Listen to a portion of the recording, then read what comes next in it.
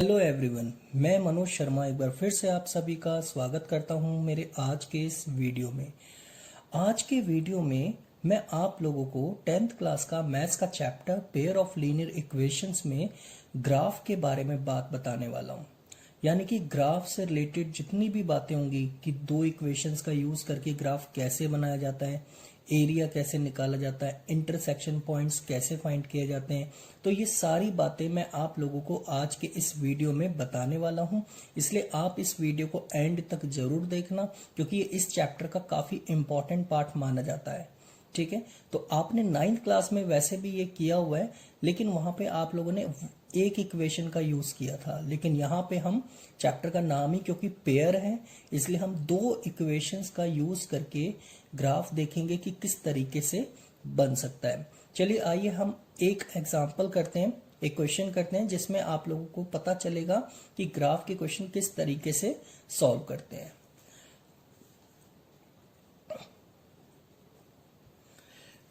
इस क्वेश्चन में लिखा है draw the graphs of the equations x minus y plus 1 equals to 0 and 3x plus 2y minus का 12 equals to 0. Determine the coordinates of the vertices of the triangle formed by these lines and the x-axis. Shade the triangular region. Also find the area of a triangle.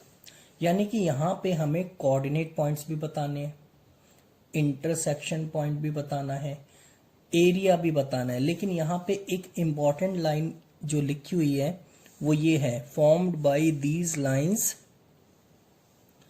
And the x axis. इसका मतलब ये हुआ कि जो आपका triangle बनेगा graph पर, graph paper पे, तो वो हमेशा याद रखना, अगर इसमें लिखा है एक्स एक्सिस, तो एक्स एक्सिस पे जो ट्रायंगल बन रहा होगा ना, तो आपने उसी का एरिया भी निकालना है और उसी को शेड भी करना है।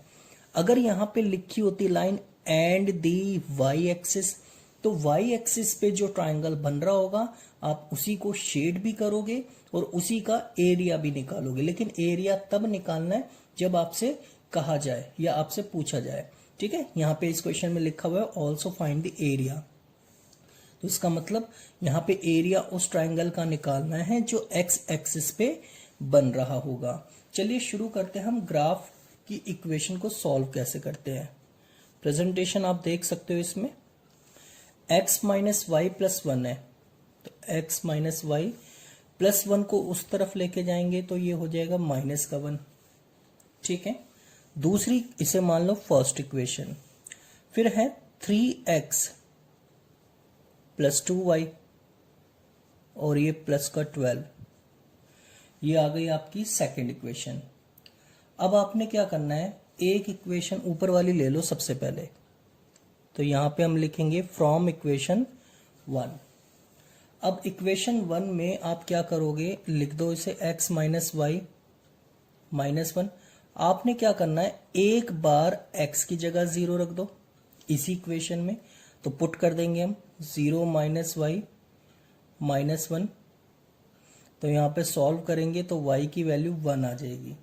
ठीक है ना, यानी कि इक्वेशन आपने फर्स्ट ले लेनी है, उसमें पहले आपको x की जगह 0 पुट कर देना है, फिर आपको y की जगह 0 पुट कर देना है। तो यहाँ पे हम लिखेंगे पुट y इक्वल्स टू 0, तो आप इसी में रख दो, तो x माइनस यानी कि इसी में रखना है हमने फर्स्ट इक्वेशन में ही, 0 इक्वल्स टू माइनस 1, तो यहाँ पे सॉल्व करेंगे तो x की वैल्यू आ जाएगी माइनस का 1।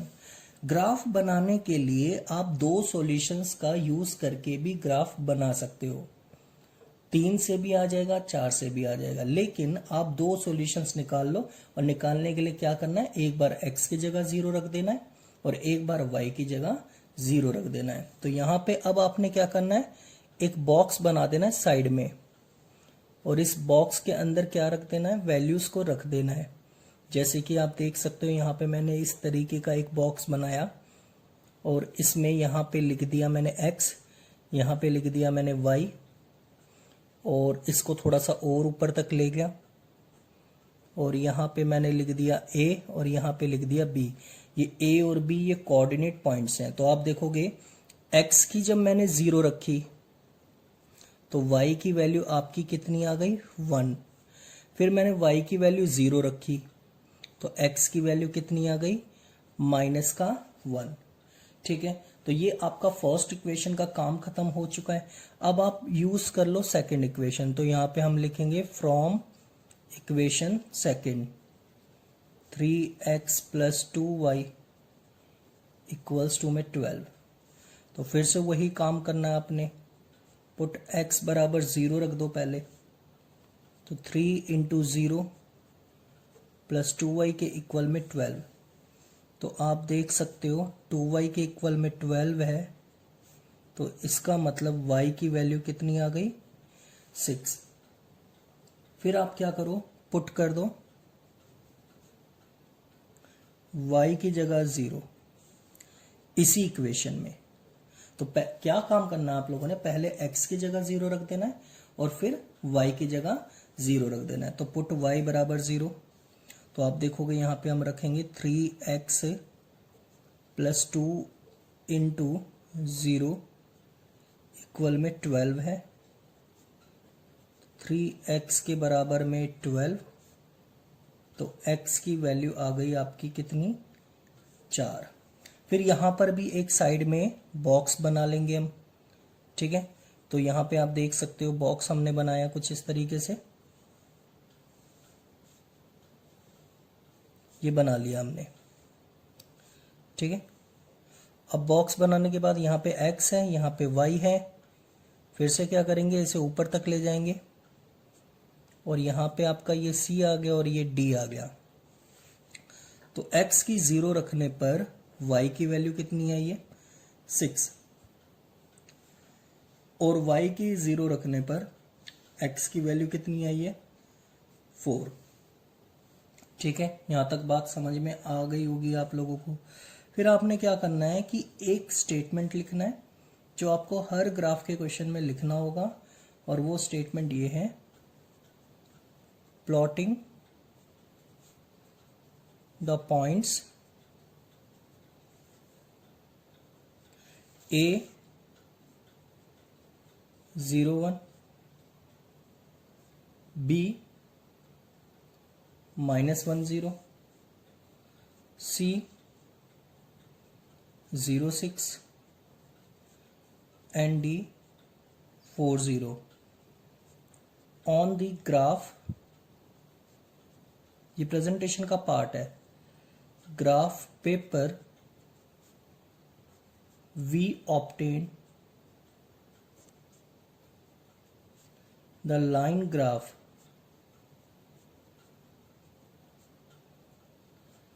by the given equations। यानी कि आपको जब यहां तक आप कर लोगे तो उसके बाद आपको एक ये लिखना पड़ेगा स्टेटमेंट जो प्रेजेंटेशन का पार्ट होता है। इसमें बस सब कुछ यही रहेगा, बस आपके ये चेंज होते चले जाएंगे। ए बी सी डी के जो कोऑर्डिनेट्स है ना, ये चेंज हो जाएंगे हर एक क्वेश्चन के अंदर, बाकी पूरा एज इट इज आपका रहेगा।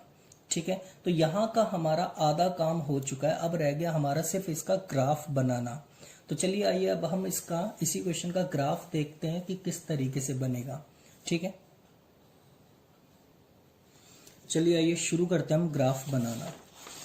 आप देखो कि यहाँ पर जो पॉइंट्स दे रखे हैं, मैक्सिमम वैल्यू 6 है y की। ठीक है, तो यहाँ पर हम क्या करेंगे, लाइन खींचेंगे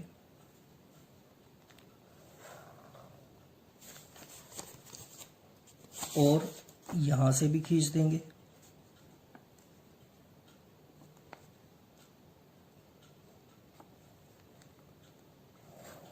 ये हमने खींच दी। अब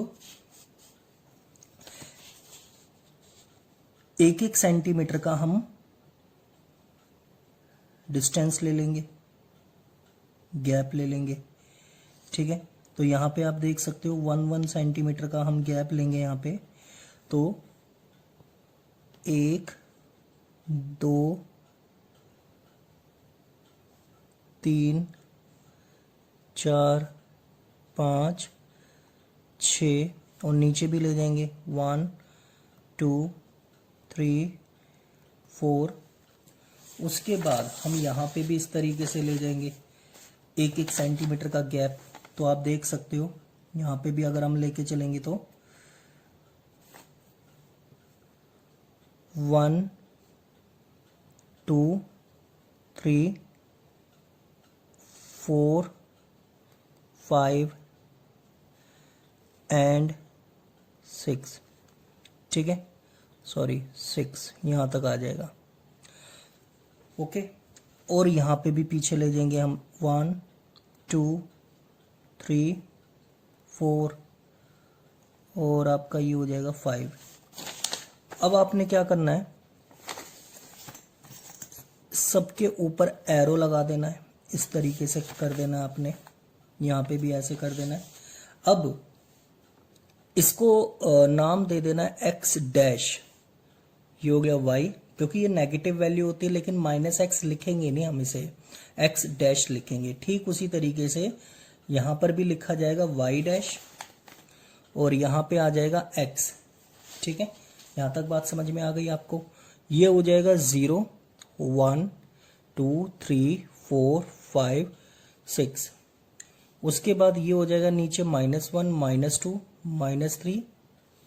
ठीक है ना, और ये -4 -1 -2 -3 -4 -5 1 2 3 4 5। और आपका ये थोड़ा सा ऊपर जा रहा है तो इसे थोड़ा सा लेवल पे लेकर आ जाते हैं हम। ठीक है, ये हो जाएगा आपका 6, ये पॉइंट हो गया आपका 6। अब आपने ग्राफ बनाना है। अब ग्राफ कैसे बनेगा, आप देख सकते हो पॉइंट्स हमारे पास ये रहे, x की 0 है, y की 1 है, फिर x की -1 है और y की 0 है। पहले x की 0 और y की 1, ये पॉइंट आ गया आपका, क्योंकि यहीं पर x की 0 है और y की 1 है। उसके बाद x की -1 है और y की 0 है, x की -1 आपका इस तरफ आ जाएगा और यहीं पर y की 0 भी होगा और इनको आपस में आपने मिला देना है।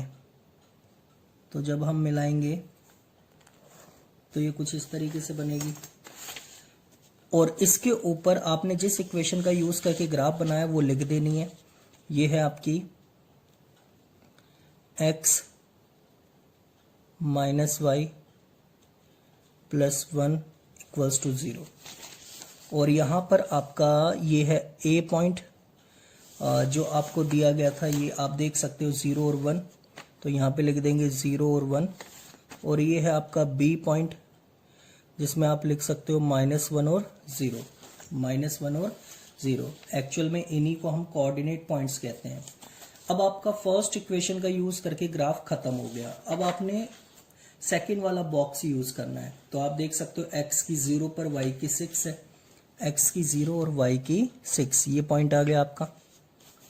उसके बाद x की 4 है और y की 0 है, x की 4 ये रहा और y की 0 यहाँ पे हो गई। ठीक है ना, तो अब आप इसे कैसे बनाओगे, आप देख सकते हो, इनको आपस में मिला देना है और मिलाने के बाद आप यहाँ पर भी इक्वेशन लिख देना जो आप जिस इक्वेशन का यूज किया आपने। तो यहाँ पे आ जाएगा 3x + 2y - 12 = 0। ठीक है, तो आप इस तरीके से लिख सकते हो, सीधी करके आप लिख देना, मैंने थोड़ा उल्टी लिख दी है। ठीक है ना, अब आप देखोगे यहाँ पर c आपका कोऑर्डिनेट आ गया 0 और 6 और d आपका आ गया 4 और 0। अब आप यहाँ पे एक चीज देख सकते हो कि जहां पे दोनों लाइन एक दूसरे को इंटरसेक्ट करती है, जिस पॉइंट पर करती है उस पॉइंट को हम इंटरसेक्शन पॉइंट कहते हैं। तो अगर हम ध्यान से देखें, हमने इसे P मान लिया, अपनी तरफ से कुछ भी मान सकते हैं, तो मैंने इसे P मान लिया। अगर मैं ध्यान से देखूं तो यहाँ पे नीचे अगर हम जाएंगे तो यहाँ पर x की वैल्यू आपकी आ गई 2 और y की वैल्यू आपकी आ गई 3। यानी कि अगर हम इन दोनों इक्वेशंस को एलिमिनेशन मेथड से सॉल्व करेंगे तो x की वैल्यू 2 आ जाएगी और y की वैल्यू कितनी आ जाएगी 3। तो और हमने ग्राफ से भी निकाला, ग्राफ से भी कितना आ गया x की 2 एंड y की 3। अब आपने क्या करना है,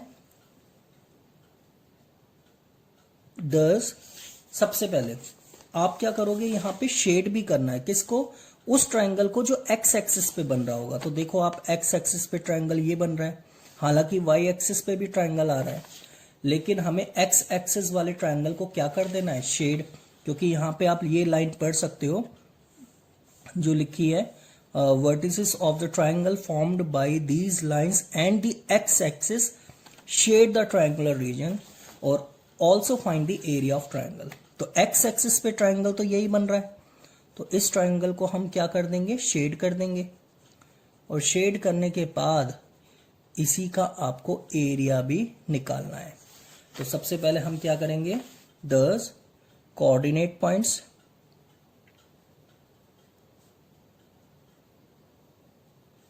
लिखते चले जाएंगे हम, जो आपको यहां दे रखे हैं ABCD।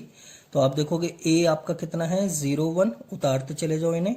B कितना है -1 0, C आपका है कितना 0 6 एंड D है आपका 4 0।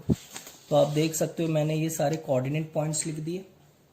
उसके बाद आपने क्या करना है, दूसरे स्टेप में इंटरसेक्शन पॉइंट लिख देना है। इंटरसेक्शन पॉइंट जो कि आपको ऊपर दिखाई दे रहा है 2 और 3, तो P 2 और 3 लिख देंगे हम। जो x की वैल्यू 2 है और y की वैल्यू कितनी है 3। कोऑर्डिनेट पॉइंट्स का मतलब क्या होता है, जहां पे दोनों ग्राफ जो है, यानी कि ये जो लाइंस है x एक्सिस और y एक्सिस पे कहीं ना कहीं काट रही है, जैसे कि वो यहां काट रही है, एक यहां इंटरसेक्ट कर रही है और एक यहां कर रही है।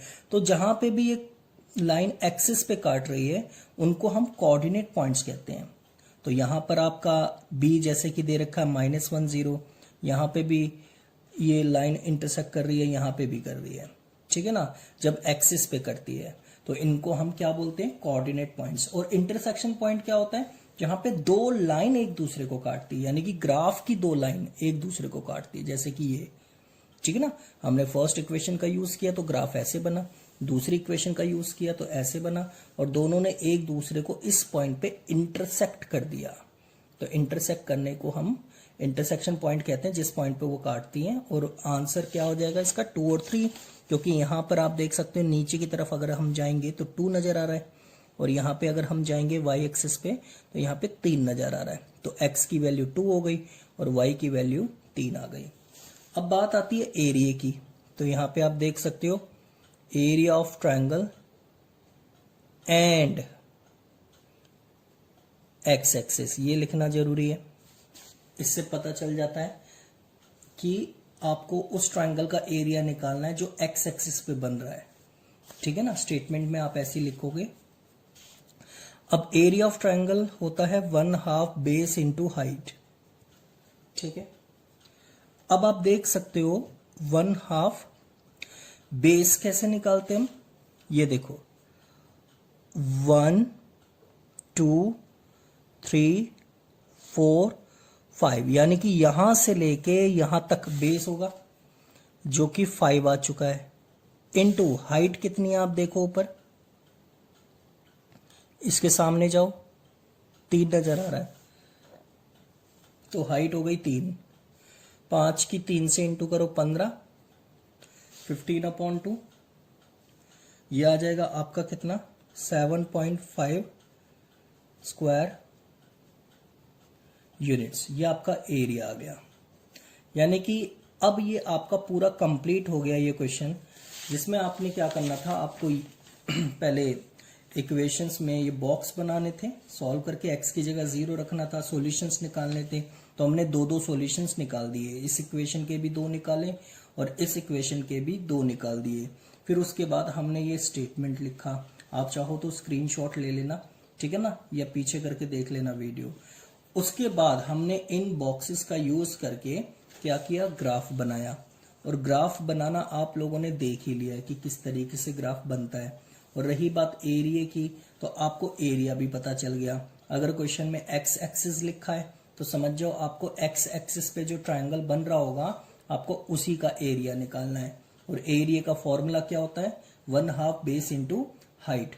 ठीक है, अब हम आगे चलते हैं और एक और मैं क्वेश्चन आपको करवाता हूं, उसके बाद आपका ये ग्राफ का पोर्शन पूरी तरीके से खत्म हो जाएगा। फिर मैं आपको कुछ क्वेश्चंस भी दूंगा होमवर्क के लिए, लेकिन आपको मैं उनके आंसर्स नहीं लिखवाऊंगा, आपको वो खुद करके दिखाना है। और उनके जो आंसर्स आएंगे वो मेरे को कमेंट करके बताना है कि आंसर्स क्या क्या आए हैं।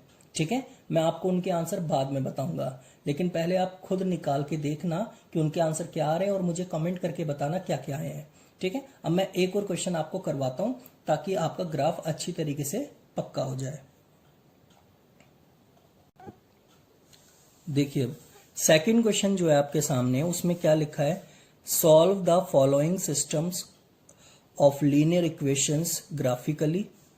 3x प्लस वाई माइनस का 11 equals to 0, x minus y plus 1 equals to 0, shade the region bounded by these lines and y axis. अब आपको समझ में आ गया होगा क्या करना है। ये जो लिखा है shade the region bounded by these lines, मतलब इन इक्वेशन का यूज करके जो लाइन ग्राफ आपका बनेगा वो आपका, अगर वाई एक्सिस पे ट्रायंगल बनता है तो वाई एक्सिस वाले ट्रायंगल को क्या कर देना, आपने शेड कर देना है।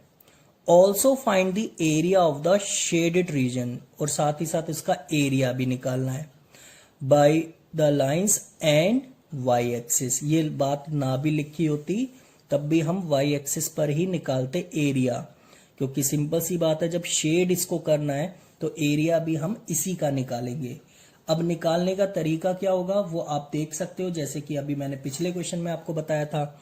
सबसे पहले हम सॉल्यूशन में क्या करेंगे, वी हैव इक्वेशन है ये, आप इसे कैसे लिख सकते हो फिर, 3x प्लस वाई माइनस 11 उस तरफ चला जाएगा तो ये प्लस 11 हो जाएगा।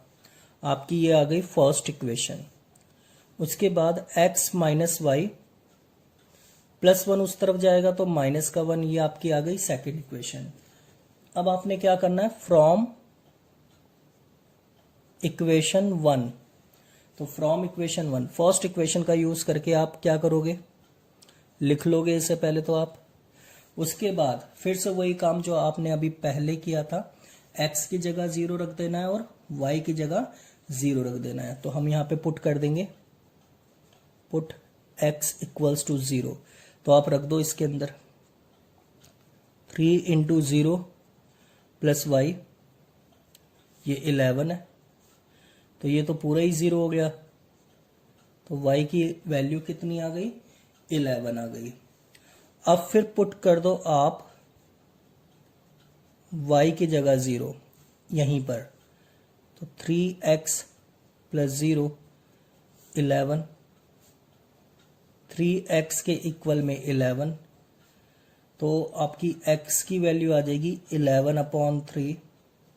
11/3 को आप पॉइंट में निकालोगे तो आपकी ये कितनी आ जाएगी, 3.6। कितनी आ जाएगी, 3.6।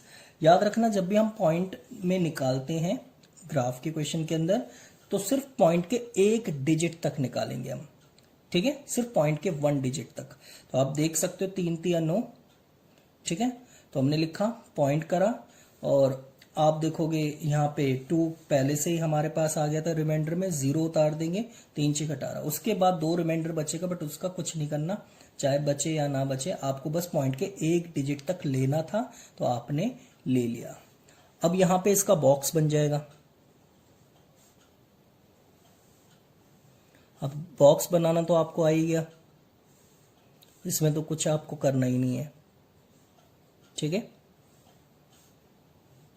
तो आप देखो मेरी ड्राइंग काफी अच्छी होती जा रही है। तो यहां पे आप देख सकते हो A और यहां पे B। अब x की 0 पर y की वैल्यू कितनी आई, 11, और y की 0 पर x की वैल्यू कितनी आई, 3.6।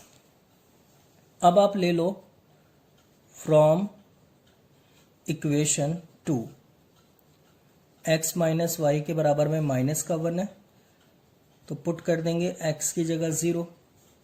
तो आप देखो x की जगह 0 करेंगे तो y की वैल्यू कितनी आ जाएगी, y की वैल्यू आ जाएगी 1, क्योंकि माइनस से माइनस कट जाएगा तो y की वैल्यू +1 आ जाएगी। फिर आपको पुट कर देना है y बराबर 0 इसी में। तो सेम वही काम करना है जो आपने पहले किया था, x की जगह 0 फिर y की जगह 0 बस। तो आप रख दो यहाँ पे x माइनस 0 इक्वल्स टू -1। तो आपकी x की वैल्यू आ गई -1। अब फिर से वो स्टेटमेंट लिखना है, लेकिन उससे पहले आप बॉक्स बना लो। यहाँ पे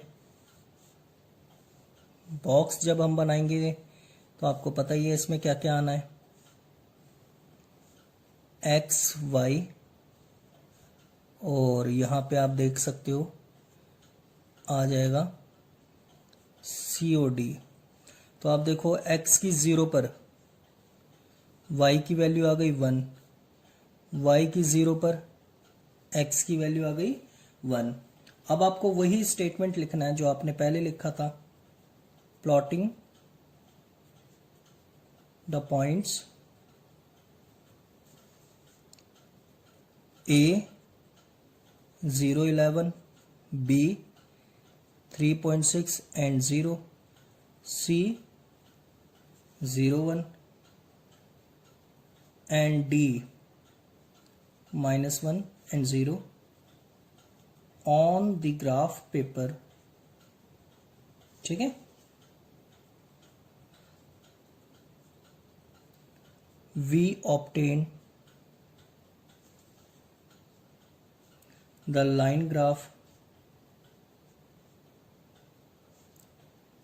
by the given equations। ठीक है, इस तरीके से आप स्टेटमेंट कर सकते हो। तो हमारा आधा काम खत्म हो चुका है। अब हम स्टार्ट करते हैं इन्हीं सॉल्यूशंस का ग्राफ किस तरीके से बनेगा। ठीक है, देखो इसके ग्राफ में क्या करना है, सबसे पहले आपको बस ये देख लेना है कि हाईएस्ट वैल्यू कितनी है, 11 है, और लोएस्ट वैल्यू कितनी है, -1।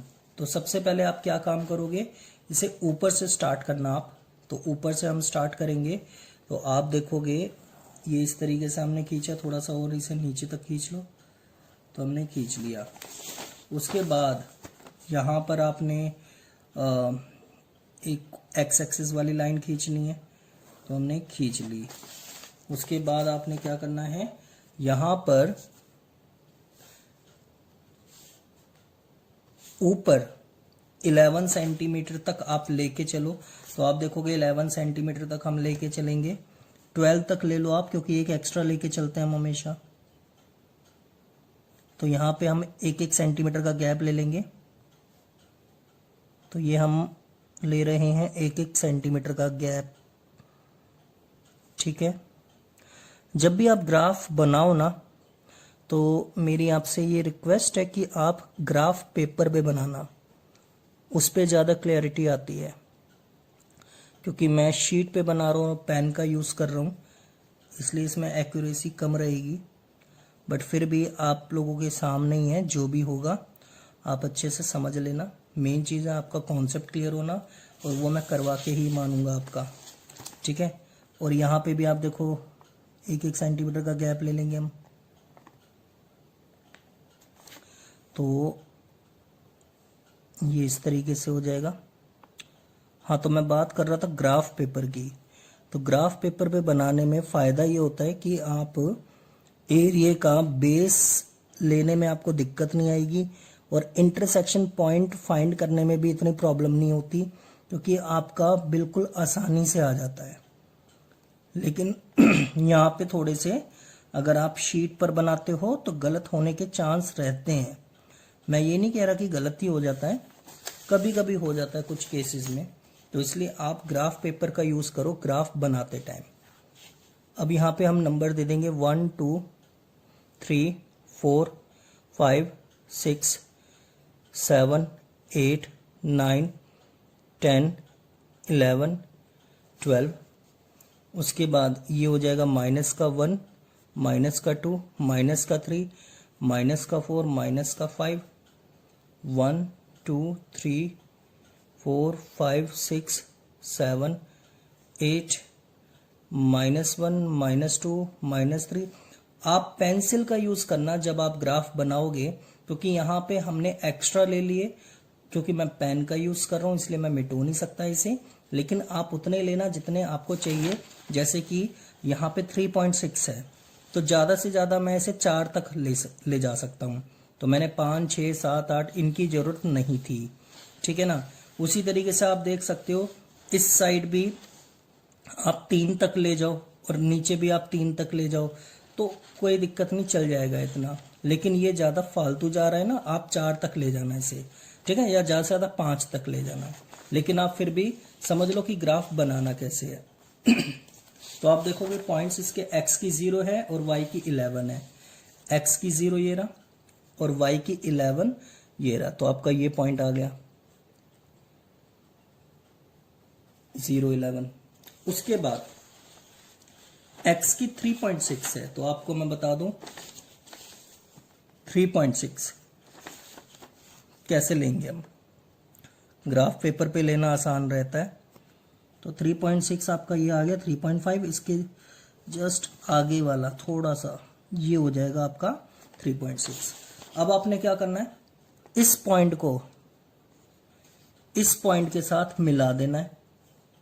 तो आप देखोगे इस पॉइंट को इस पॉइंट के साथ मिलाएंगे हम, ठीक है, जो 11 है, तो आपका ये बन गया। और इसके ऊपर आप इक्वेशन का नाम भी लिख देना, जो आप देख सकते हो इक्वेशन आपकी कौन सी थी, ये 3x + y माइनस का 11 0। और यहाँ पे आपका B पॉइंट आ गया कोऑर्डिनेट का, तो 3.6 और 0। अब फर्स्ट बॉक्स का यूज करके हमने ग्राफ बना लिया। अब हम सेकंड बॉक्स का यूज करेंगे। तो सेकंड बॉक्स में आप देख सकते हो x की 0 पर y की 1 है, x की 0 और y की 1। फिर आप देखोगे x की -1 है और y की 0 है, x की -1 है और y की 0 है, तो यही पॉइंट होगा यहाँ पे। तो अब इन दोनों पॉइंट्स को आपस में मिला दो, तो इन पॉइंट्स को आपस में मिला देंगे हम, मिला दिया। अब मिलाने के बाद अब आपको जो यहाँ पे चीज देखनी है वो मैं आपको बता दूं क्या है। देखो ये आपका पॉइंट आ गया था C, जिसको हमने नाम देना है 0 और 1, तो x की 0 और y की 1, और ये आपका D पॉइंट है -1 और 0। अब आप देखो कि ये दोनों लाइन इस पॉइंट पर इंटरसेक्ट कर रही है, तो इस पॉइंट पर इंटरसेक्ट कर रही है, इसे हम बोलते हैं P पॉइंट, यानी कि यही आपका इंटरसेक्शन पॉइंट भी होगा। अब सवाल ये आता है कि यहाँ पे वैल्यू कितनी निकल के आई है। तो अगर मैं आपको थोड़ा सा बताने की कोशिश करूं, तो यहाँ पे ये बिल्कुल 2 और 3 के बीच में लगभग यहाँ आ रहा है, और यहाँ पर भी आप देखोगे ये 3 और 4 के बीच में आ रहा है, और ये आपका 2 और 3 के बीच में आ रहा है। तो इसका मतलब x की वैल्यू आ गई 2.5 और y की वैल्यू आ जाएगी 3.5, ठीक है। अगर हम एलिमिनेशन मेथड से सॉल्व करेंगे तब भी आंसर यही आएगा, x की वैल्यू 2.5 और y की वैल्यू 3.5, और इसके ऊपर हम इक्वेशन लिख देंगे, क्या है वो, x - y + 1 = 0। अब इसमें यह कहा गया है कि shade the region bounded by these lines and y axis also find the area, यानी कि y एक्सिस पे आप देख सकते हो ये ट्रायंगल बन रहा है, तो इसको हम शेड कर देंगे, कर दिया हमने शेड, ठीक है। फिर कहता है कि इसका एरिया भी निकालना है। अच्छा, तो एरिया कैसे निकालेंगे इसका, आप देख सकते हो। तो देखो एरिया के लिए सबसे पहले हम 3 चीजें जो निकालते हैं वो लिख लेते हैं, 10 कोऑर्डिनेट पॉइंट्स इसके क्या होंगे, तो आप देख सकते हो कोऑर्डिनेट पॉइंट्स होंगे ए, ये लिखते चले जाओ आप, ए है 0, 11, बी आपका कितना है 3.6 और 0, सी आपका है 0 और 1, एंड डी आपका है -1 और 0। ये आपके हो गए कोऑर्डिनेट पॉइंट्स। ठीक है, यहां तक बात समझ में आ ही रही होगी आपको। और उसके बाद आ जाता है अगली लाइन में इंटरसेक्शन पॉइंट। ये मैं आपको ऐसी प्रेजेंटेशन बता रहा हूं ना कि ये आपको पेपर में ऐसे ही करनी है, ऐसे करोगे तो आपको पूरे नंबर मिलेंगे। इंटरसेक्शन पॉइंट आपका हो जाएगा 2.5 और 3.5। ठीक है ना। उसके बाद आ जाता है आपका area of triangle and the y axis. तो आपको पता है कि ये लिखना जरूरी है, इससे पता चलता है कि ट्रायंगल का एरिया तो निकालना है बट कौन से एक्सिस पे बन रहा है उसका निकालना है, क्योंकि आप देख सकते हो यहाँ तो ट्रायंगल एक्स एक्सिस पे भी बन रहा है, लेकिन क्वेश्चन की डिमांड ये है कि आपको उसका एरिया निकालना है जो वाई एक्सिस पे बन रहा हो। तो हम फिर क्वेश्चन का अपमान कैसे कर सकते हैं, हम भी वाई एक्सिस का ही निकालेंगे। तो क्या होता है फॉर्मूला, 1/2 बेस इंटू हाइट। अब बेस को कैलकुलेट कर लिया जाए जरा, 1 2 3 4 5 6 7 8 9 10, बेस आ गया आपका 10। हाइट ले ले जरा, तो आप देखोगे हाइट ये रही, ये आपकी हाइट होगी। तो हाइट में आप देख सकते हो एक्स के सामने जो वैल्यू होगी यानी कि 2.5, एक्स की जो वैल्यू होगी 2.5 वही हाइट मानी जाएगी। इतना पोर्शन हाइट है। अब इसके सामने देख लो ये कितना है, 2.5 है, तो यहां पे हम लिख लेंगे 2.5। अब 10 की 2.5 से करोगे तो ये आ जाएगा 25, 25/2, 25/2 का मतलब होता है 12.5 स्क्वायर यूनिट्स।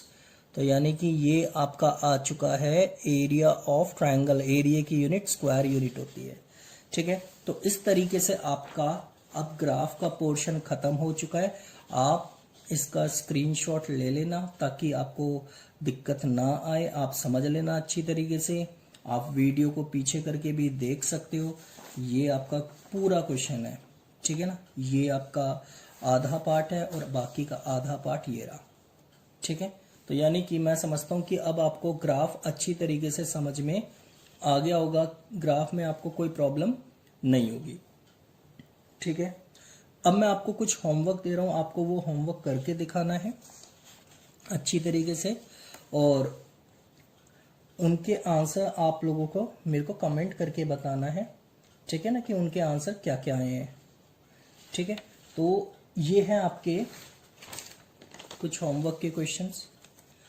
आप इसका स्क्रीनशॉट ले लेना, फिर उसके बाद आप करना, और कोशिश करना कि अगर आपके पास ग्राफ है तो आप इसे ग्राफ पे बनाना।